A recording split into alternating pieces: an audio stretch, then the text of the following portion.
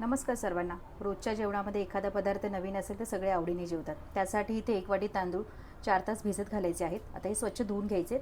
मिक्सरच्या भांड्यामध्ये काढून घेऊयात. त्यामध्ये हिरवी मिरची, आलं घालून घ्यायचे. तांदूळ वाटण्याकरता तितकंच पाणी घालायचं आहे आणि बारीक असं वाटून घ्यायचे. वाटलेल्या तांदळामध्ये 2 उकडून घेतलेले बटाटे आहेत ते पुन्हा एकदा वाटून घ्यायचे. वाटून घेतलेले बॅटर काढून घेऊयात. बॅटर जर पातळ वाटत असेल त्यामध्ये 1 ते 2 चमचे तांदळाचं पीठ घातलं तरीही चालेल.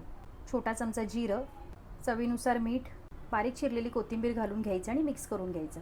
तेल गरम करत ठेवायचं आणि भजी आहे ती अशी गोल गोल हाताने सोडून घ्यायची आहे. भजी आहे ती छान अशी सोडून झालेली आहे. आता सोनेरी रंगावरती तळून घ्यायची. भजी आहे ती तळून झाली, काढून घेऊयात. तर इथे छान अशी तांदळाची आणि बटाट्याची भजी आहे. त्या भजीच्या ऐवजी तुम्ही डोसाही करू शकता. चवीला भारी होते आणि सोबत चटणी किंवा सॉस मुलांना जे आवडेल ते. आणि आजची रेसिपी कशी वाटली नक्की सांगा आणि तुम्ही पण करून बघा आणि लाईक, शेअर, सबस्क्राईब करायला विसरू नका. धन्यवाद.